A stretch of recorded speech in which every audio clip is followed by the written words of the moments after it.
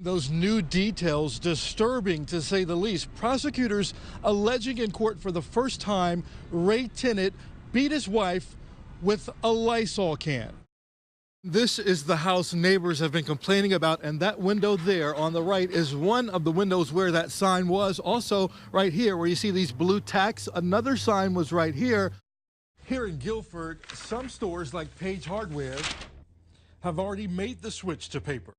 We've been in town for several hours talking to taxpayers. We've also been trying to track down Mayor Joe Maturo. He hasn't returned any of my phone calls, but we finally caught up with him here at Town Hall, and we tried to talk to him again.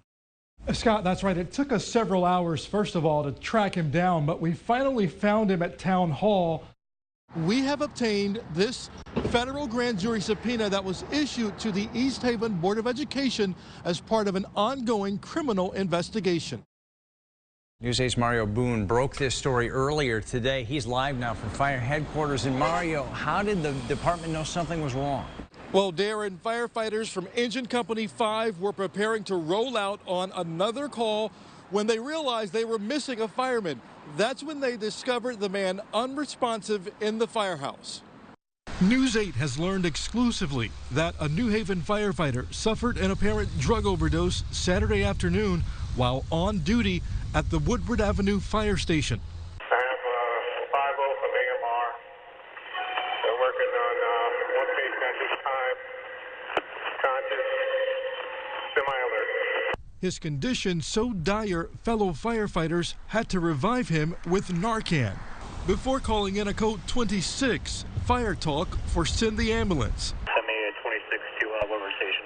According to multiple sources who want to stay anonymous for fear of losing their jobs, the firefighter was reportedly discovered unresponsive by co-workers when he should have been responding to this 911 call. Emergency 1 Townsend Avenue for the stroke. Engine Company 5 had to be taken off their original 911 call to treat his suspected overdose. Engine Company 5 and Emergency Company 1 is going to be off duty for a while. Fire Chief John Austin Jr. personally responded to the Woodward Station.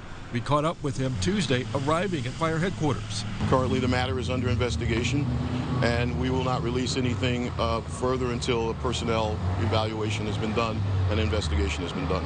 This case, at least the second New Haven firefighter this year found under the influence on the job. We told you in May about another firefighter testing positive for cocaine and alcohol while on the clock. We're not immune to the ills of society, nor the remedies of society as well. All right, and next at 6, we're working to learn how this firefighter's overdose might have impacted response times here in the city. We're also hearing from the mayor's office. That part of the story next on News 8 at 6. News 8's Mario Boone is live on the scene. Mario, what do we know at this hour?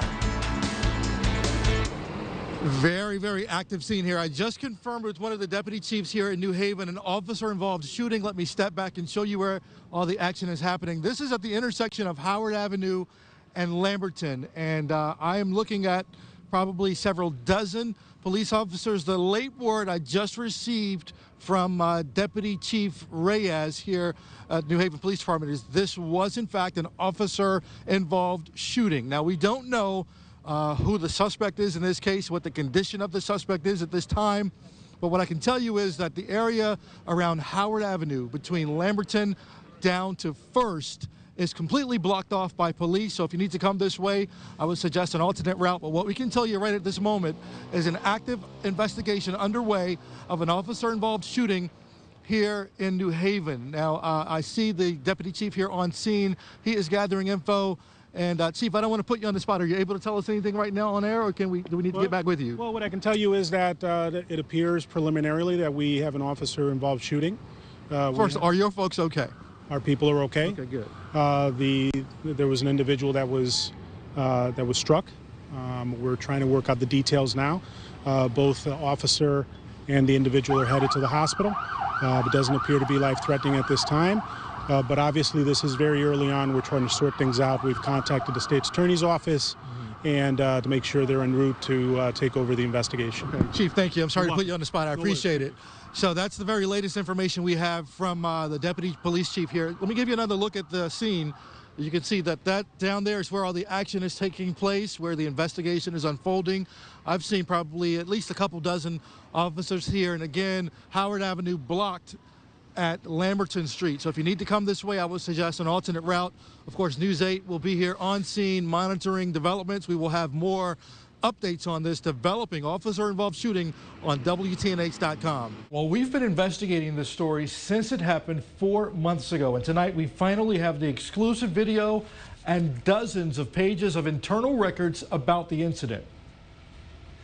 Surveillance video obtained exclusively by News 8 shows longtime New Haven Public Schools worker Frank Redente Jr. fighting with a juvenile student, landing Redente in big trouble. The incident happened in May at Wilbur Cross High School. Video shows the boy walking away as Redente pushes him from behind. Outside investigators found the push, quote, unnecessarily provoked the student. An independent investigation was conducted because Redente is the son of a school board member. The probe cost taxpayers more than $14,000 and found Redente violated policy by using force that was, quote, not reasonable or necessary. Redente also faulted for using a, quote, restraint of the student contrary to state law. I agree. That isn't within policy. We showed the video to retired school police officer Jeff Fletcher. There could have been a better way to handle that. And again, as a former SRO for 7 years in the system, that is not the way you want to handle that. Redente declined to be interviewed, but noted in a written statement DCF cleared him of abuse and neglect claims. The report notes the child in the scuffle has a history of school discipline problems. Despite that, Redente suspended 15 days without pay, ordered to attend anger management training, and transferred from Wilbur Cross to Fairhaven School.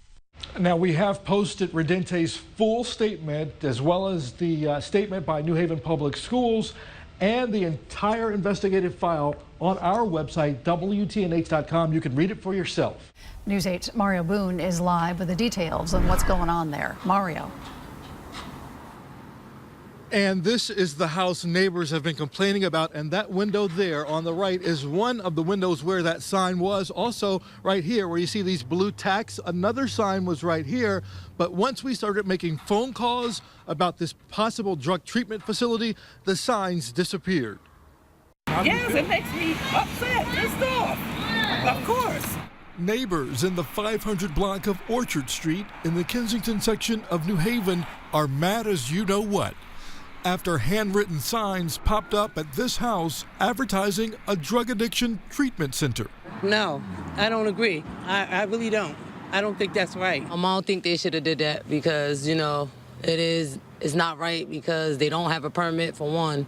We checked with New Haven's building department and found the last permit for the home was filed in 1980, listing it as a single-family dwelling. Building official Jim Tercio says there are no current permits authorizing a treatment clinic. You can't just make your own rules and regulations. I mean, that's not fair to the other neighbors here. This is the home neighbors are now calling a drug addiction treatment center. It's smack in the middle of a neighborhood. So we decided to see how close it is to where children live. It's less than 25 feet. We tried to speak to the owner, but no one answered the door. Reached by phone, a staffer denied the home is a clinic, but declined to speak on camera. Oh, they should have somebody come shut it down. All right, now I just spoke with the New Haven building official within the last several hours, and he tells me that first thing tomorrow morning he will issue a stop work order for this property. We're live tonight in New Haven. I'm Mario Boone, News 8.